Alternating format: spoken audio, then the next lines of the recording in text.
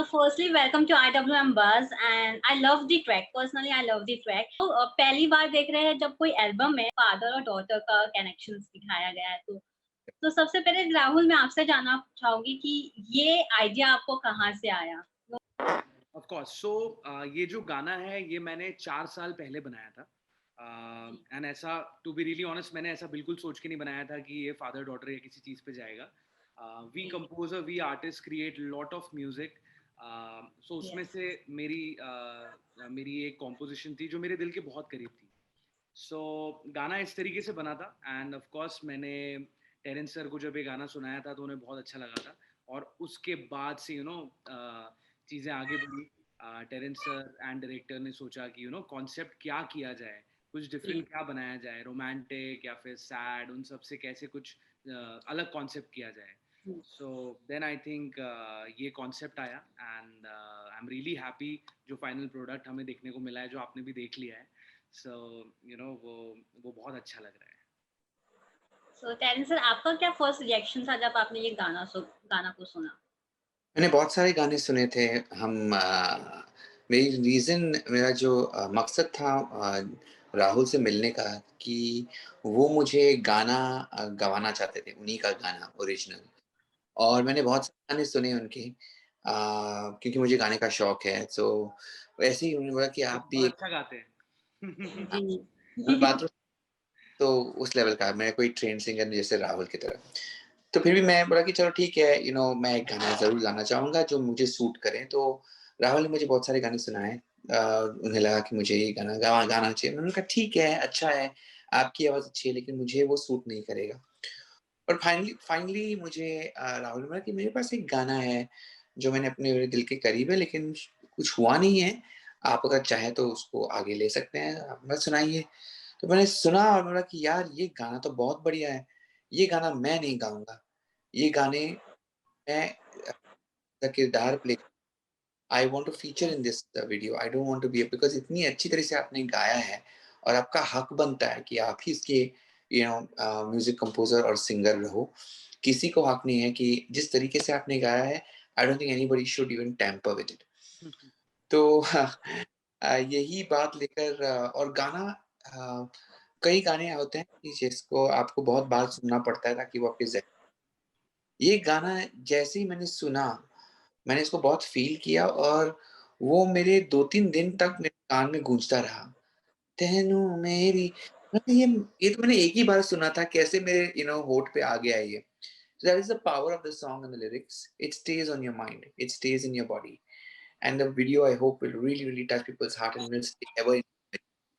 तो या यही उम्मीद है कि वीडियो इतना खतरनाक बने, इतना अच्छा बने कि लोग इसको आइडेंटिफ़ाई करें और आज के माहौल में सब प्यार के गाने ही लिख रहे हैं या जुदाई के गाने लिख रहे हैं। मेरा अगला क्वेश्चन वही था कि हाँ, इतना कैची है, इतना मतलब हर कोई रिलेट कर सकता है ये चीज को। जहाँ हम आए दिन यही देखते रहते हैं, मोस्टली ब्रेकअप सॉन्ग्स होते हैं या लव सॉन्ग होते हैं, पर हम बहुत ही कम फैमिली के ऊपर कोई गाना देखते हैं। तो राहुल, आपने ऐसा सोचा कि क्यों ये फादर डॉटर पे बेस किया जाए, क्यों ना किसी और रिलेशनशिप को लेकर बनाया जाए? सो ऑनेस्टली जैसा मैंने आपको बताया ये मेरा कॉन्सेप्ट नहीं था. मैंने गाना ऑफ कोर्स बनाया. गाने गाने में आप अगर कोई भी एक रोमांटिक सीक्वेंस अगर डालेंगे तो बहुत अच्छा जाएगा. बट ये I think the credit goes to director Saurabh. Saurabh Prajapati जो हैं and Terence sir of course and Terence sir की पूरी टीम जिन्होंने हु टुक दैट डिसीजन कि नहीं कुछ अलग किया जाए, इसमें रोमांस सैड वैसा कुछ ना दिखाया जाए और कुछ बहुत डिफरेंट दिखाया जाए. एंड फाइनली हमें इस तरह का एक कॉन्सेप्ट मिल पाया which is a father father daughter thing. Ten sir, आपका क्या जब आपको पता चला कि आप फादर का प्ले करेंगे किरदार, तो आपने कुछ सोचा ये एक्सेप्ट करने के लिए offer? Because mostly yes. Feel like कि अब भी फादर का किरदार निभाना पड़ेगा या मदर का किरदार निभाना पड़ेगा। लोग बहुत मना कर देते हैं पेरेंट्स का किरदार निभाने के लिए। ऑनेस्टली मैं समझता हूँ कि मैं अपने एज को लेकर छुपाता नहीं हूँ, ना ही मैं अपने व्हाइट बाल को छुपाता हूँ, ना ही मैं अपने व्हाइट बाल को कलर करता हूँ। जब से ये आए हैं, मैंने इसको बहुत दिल से स्वीकार किया है। मेरे मैंने बहुत मज़े लूटे हैं जवानी में and I have aged in that in a way where I feel कि मैं उस जगह पे मैं कंफर्टेबल हूँ मेरे एज में। I am 45 years old and I feel I am in the best phase of my life. दिल से यंग हूँ बट होशो-हवास और समझ में definitely I am much older even biologically by age. तो मुझे कोई प्रॉब्लम नहीं है एंड मैं समझता हूँ कि मेरी जो बुद्धि है, जो मेरी फ़ितरत भी है, मेरी जो जिस तरीके से मेरा व्यक्तित्व भी है, अभी वो बहुत बदल चुका है। जो मैं 15 साल पहले था, मैं अभी सेम नहीं हूँ। और मैं नहीं चाहता कि मैं एक ऐसा वीडियो पेश करूँ क्योंकि लोगों को सिर्फ़ जवान, जवान, जवान I think it's love and like even if I get a role like that, I would say, boss, I think you should go for somebody else. I can play a young guy to the age of between 30 to 45. But anything younger, like a school teenager types, I would say, boss, you wrong casting. So this when ये concept आया और जब सौरभ जी ने बताया और फिर उस Saurabh concept को लेके फिर हमने मैं और मेरी टीम जो मारुख है और मैं दोनों हमने बैठा और उसको छानबीन किया कि कैसे इस स्टोरी को बहुत ही ब्यूटीफुली एक फिल्म की तरह ट्रीट किया जाए। एक्चुअली सौरभ ने मेरी एक फ़िल्म देखी थी जो मैंने अभी बनाई है, जो अभी रिलीज़ नहीं हुई है। ये वो भी अपने बाप-बेटे के रिश्ते में पे जाता है और बीवी के घर के माहौल के अंदर जो रिश्ता होता है, उसके बारे में मैंने वो कहानी लिखी थी। तो वो रिलीज़ नहीं हुई है और क्योंकि हमने बनाया था फेस्टिवल फ़िल्म्स के लिए, लेकिन इस लॉकडाउन की वज़ह से अभी पूरा रुख बदलने वाला है। जब उसने वो फ़िल्म देखी तो बोला कि सर आपने जो रोल प्ले किया है एक बाप का, मैं चाहूँगा कि वो तुरंत फ़िल्म जब बनेगी, बनेगी लेकिन ये जो कॉन्सेप्ट है, इसको अगर हम थोड़ा उस तरफ लेकर जाएँ, आपको एतराज़ होगा? I said definitely not, let's try. तो इस वज़ह से हमने उसको डेवलप किया और उसमें बहुत सारे क्यूट मोमेंट्स डाले हैं और एक एक होपफुल स्टोरी दिखाई है।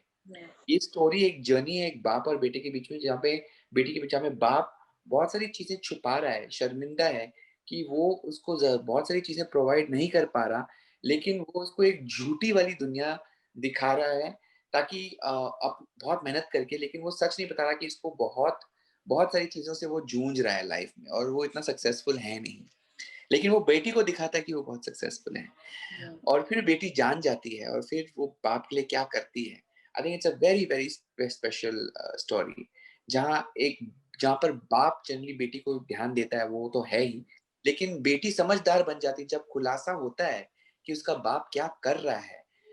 जिस तरीके से वो बेटी 6 साल की बेटी 7 साल की बेटी बहुत समझदार हो जाती है और वो बाप की देखभाल करने लगती है और वो उसके सपने पूरे करती है, बाप के सपने। So it's so beautiful and it's so emotional. I think it's people will really really love this song. So ten sir, हमको आपकी कोरियोग्राफी भी बहुत पसंद आई है, जो आपने डांस किया है सॉन्ग में, plus acting also, we love the acting performance. So आपके लिए क्या डिफिकल्ट हो जाता है जब आप दोनों साथ में करते हो, dancing plus acting? What is the difficult thing you Dance, feel? dancing is very difficult because although people will say कि यार आप तो डांसर हो, लेकिन जब भी मैं मंच पे उतरता हूँ तो मैं क्या होता है कि एक प्रेशर बढ़ जाता है कि लोगों ने मुझे एक तरफ से देखा है, उसको यस, मेंटेन करना वो प्रेशर बहुत ज़्यादा होता है मेरे लिए। और जी, अभी उम्र के हिसाब से मैं उस तरीके से डांस नहीं कर पाता जो मैं 25 साल की पहले करता था। So I have to also maintain the image of what people have known and seen, तो जो ताकत और जो मेहनत लगती है वो डबल और ट्रिपल लगती है। तो अभी मैं करता हूँ वही सब चीज़ें, लेकिन जो मेहनत लगती है, जब मैं 25 साल का था तो वो एक बहुत ही सहज रूप में आ जाता था। अभी मुझे 1 घंटा चाहिए वार्म अप करने के लिए, अपनी बॉडी को प्रैक्टिस करवाने के लिए, तो वो ज़्यादा डिफ़िकल्ट होता है।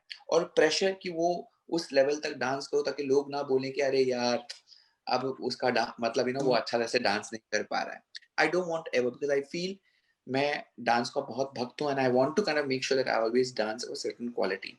क्योंकि मैं एज़ अ जज भी बहुत सारी चीज़ों में बारीकी में जाके बोलता हूँ कि ऐसा-ऐसा करना है और अगर मैं खुद वही चीज़ ना करूँ तो फिर मुझे लगता है कि मैं अपने पेशे से मैं I am cheating in a way. So I have a lot of pressure from that perspective. Acting is always been a part of me. I have बचपन से ये बहुत लोग नहीं कि मैं फ़िल्मों के सीन्स रिक्रिएट करके मैं अपनी फैमिली को दिखाता था। हम मैं फ्रेंड्स को भी बनो, हम लोग बहुत सारे सीन्स, पिक्चरों का बहुत शौक था और ज्वाइन किया था।